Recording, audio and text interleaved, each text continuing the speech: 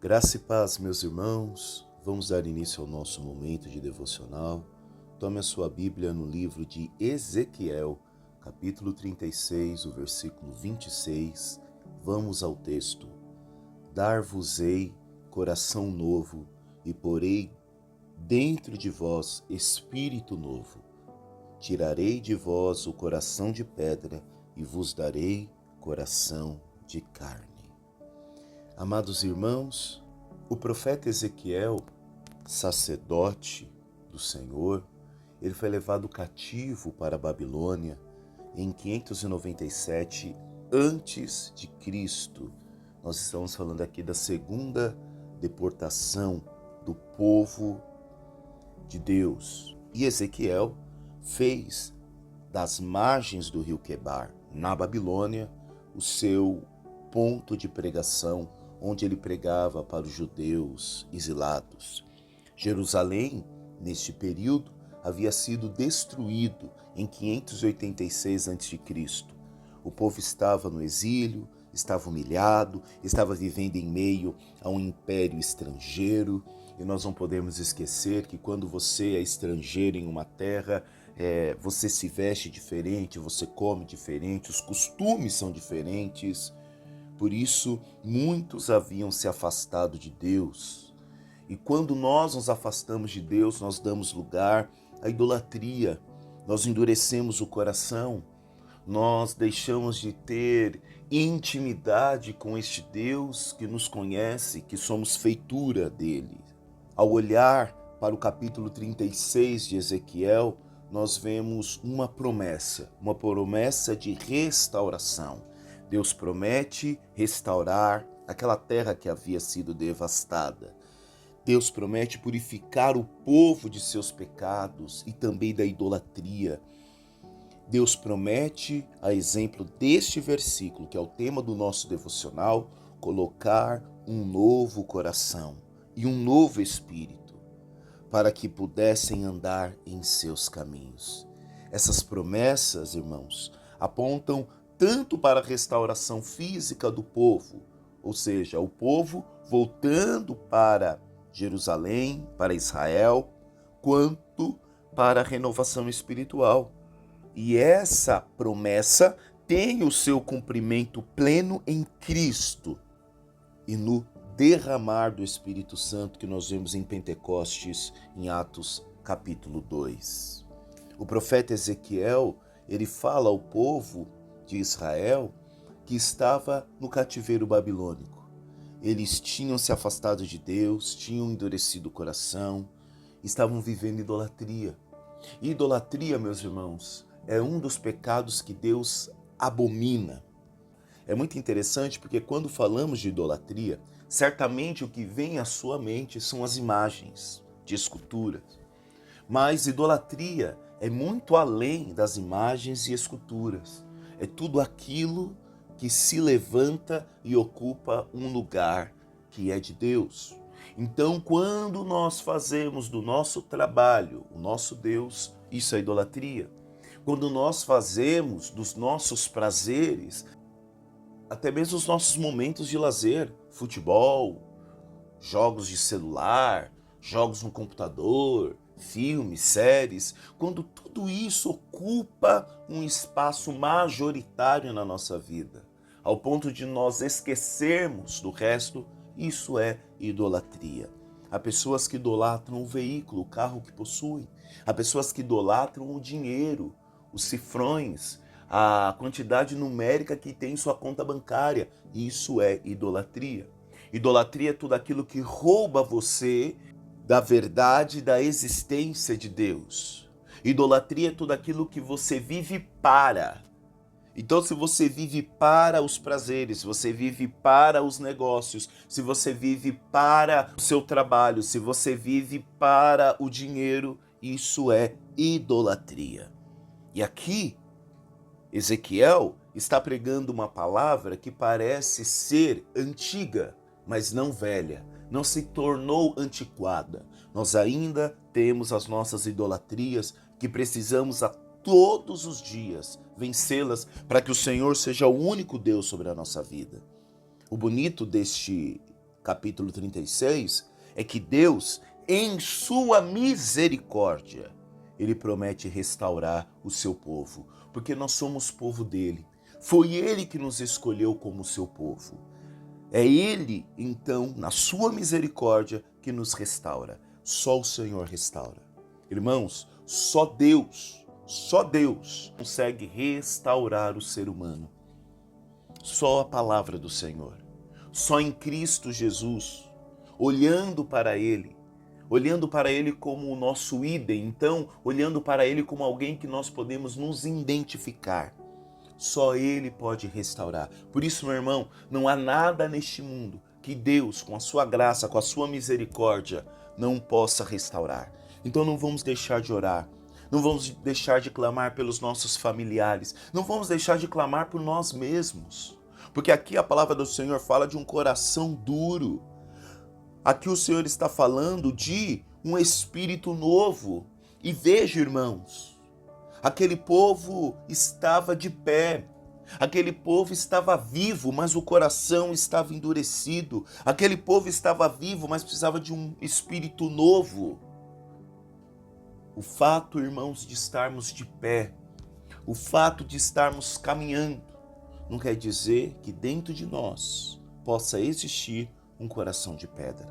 Então o convite hoje é ouvir esse Deus de misericórdia, que pode restaurar, que pode transformar. Veja que nessa palavra ele promete restauração, dando a eles um novo coração. E o que é um coração novo? É um coração sensível à sua vontade. Vontade de quem? A minha? Não, a vontade de Deus. Pois a palavra do Senhor também diz que o coração do homem é enganoso. Então, nós precisamos pedir que o Senhor nos dê um coração novo, um coração semelhante ao dele, um coração compassivo, um coração misericordioso, um coração igual àquele que falou de si mesmo, porque sou manso e humilde de coração, Cristo Jesus. E mais uma vez eu torno ao ide. Com quem você quer se parecer? Você se pergunte aí, faça uma reflexão. Você se diz cristão, você se diz crente, mas as suas atitudes se assemelham, são parecidas com quem? Mais com Jesus ou com um influencer? Mais com Jesus ou com aquele ator famosíssimo de Hollywood ou das novelas brasileiras? Com quem a sua personalidade se parece? Com um tal jogador de futebol? Com um tal cantor? Ou com Jesus? Nós temos o nosso idem, nós temos a quem nos espelhar, Cristo Jesus. E Ele nos convida. E todo aquele que quer aprender, Ele está disposto a ensinar, pois Ele diz, aprendei de mim, que sou manso e humilde de coração. Outra promessa neste versículo é de um novo espírito. E o que é um novo espírito, senão a capacidade de obedecer e viver em comunhão com Ele? Nós vemos por várias vezes Jesus sendo levado, impelido, conduzido pelo Espírito. Nós vemos em Lucas capítulo 4, o Espírito conduzindo Jesus, pois isso é o que diz o versículo 1 do capítulo 4 de Lucas. E Jesus, cheio do Espírito Santo, voltou do Jordão e foi levado pelo Espírito ao deserto. Jesus que era conduzido, levado. Irmãos, pense aqui, quão leve nós precisamos ser, ao ponto que o Espírito Santo de Deus nos conduza. Olha o versículo 14 do capítulo 4 de Lucas. Então, pela virtude do Espírito, voltou Jesus para a Galileia. Jesus não era levado por lapsos de vontade. Jesus não era levado por um simples entusiasmo. Jesus não era levado por emocionismo. Jesus era conduzido pelo Espírito. E muitas vezes, ser levado pelo Espírito é desafiador. Muitas das vezes, irmãos, permitir ter um novo espírito, um espírito de obediência, vai nos custar muitas coisas. A primeira delas é a nossa vontade, pois o Espírito pode nos impelir, nos levar, como levou Jesus, para a Galileia, para o deserto, o trouxe do Rio Jordão, estava presente também lá no Rio Jordão, como diz Mateus capítulo 3, que é o batismo de Jesus, mas na maioria das vezes, aonde o Espírito nos levar, será contra a nossa vontade carnal, mas isso é viver um espírito novo. Então vejam que depois de um tempo de exílio, porque o povo foi para o exílio por conta da desobediência, por conta da idolatria, Deus tem a forma de tratar o seu povo. Deus tem formas de repreender o seu povo para que o seu povo não se perca. E aqui a promessa é coração novo, espírito novo. Porque, meu irmão, não adianta mudar a localidade se você continua no pecado. O pecado pode ser cometido tanto na Babilônia como em Jerusalém. Então, o que muda o ser humano é um coração novo e um espírito novo. Isso cardiologista algum pode fazer. Isso neurologista nenhum pode fazer. A medicina não pode fazer. O único que pode operar essa mudança, essa transformação, essa restauração por completo, só o nosso Deus, só Cristo Jesus pode transformar o nosso coração. Torna a dizer, não é sobre a localidade. Aquele povo poderia sair muito bem da Babilônia. Hoje talvez você atribui os erros da sua vida por conta do lugar onde você está. Já viu pessoas que culpam todo mundo e não assumem a responsabilidade? Diz, não, o culpado foi fulano, o culpado foi Beltrano. Não, o culpado é porque eu trabalho neste lugar aqui é desse jeito. Meu irmão, não há tentação para quem tem um coração novo e um espírito transformado. Não há.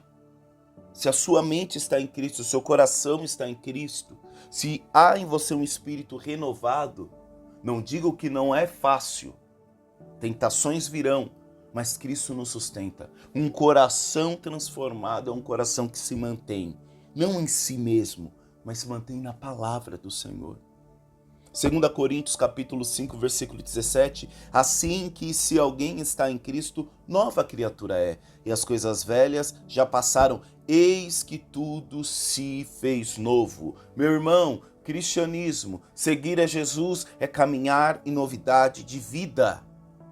Se você tem repetido os mesmos erros, dizendo que está em Cristo, certamente você não tem um coração novo. Certamente outro espírito está a lhe conduzir.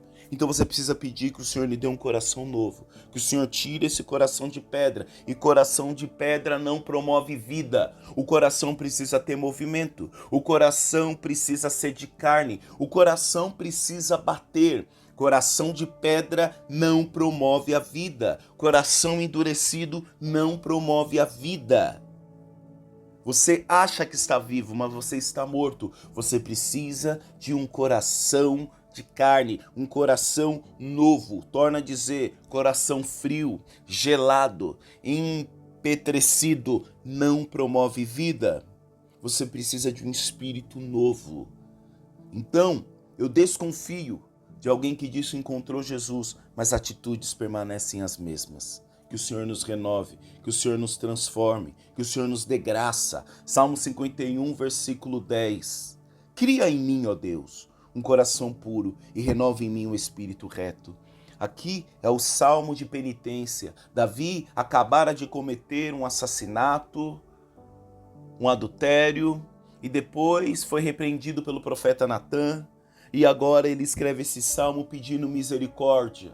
E o que ele conclui? Que o pecado tem uma origem. A origem é onde? No coração. Por isso ele diz, cria em mim, ó Deus, um coração puro e renova em mim um espírito reto. Cria em mim um coração, Pai, que seja parecido com o teu. Cria em mim um espírito de obediência, Senhor.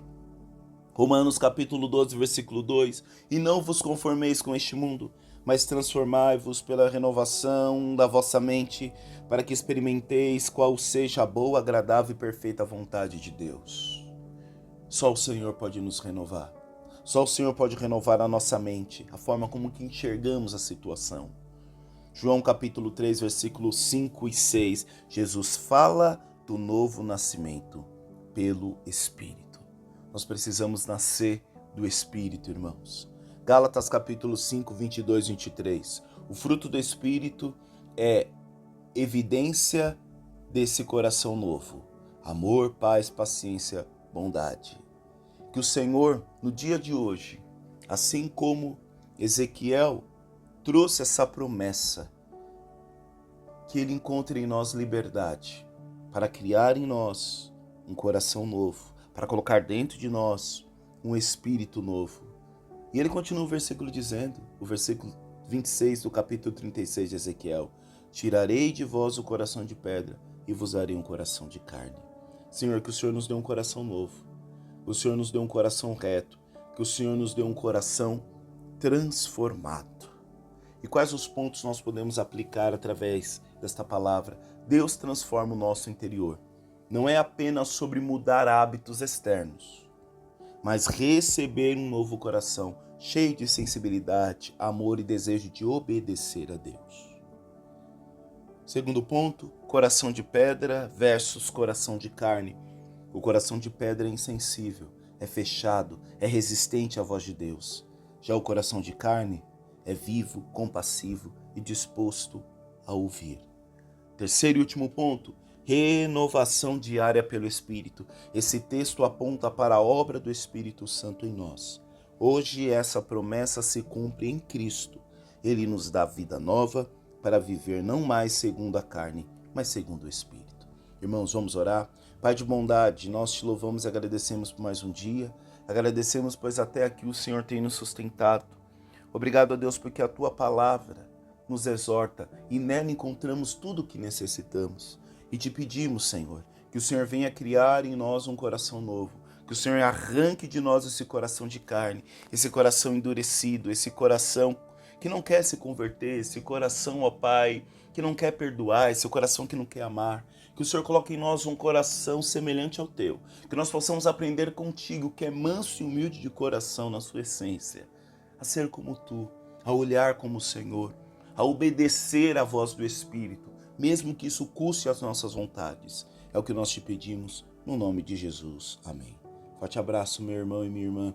Deus abençoe e até amanhã. Tchau, tchau. Fique com Deus.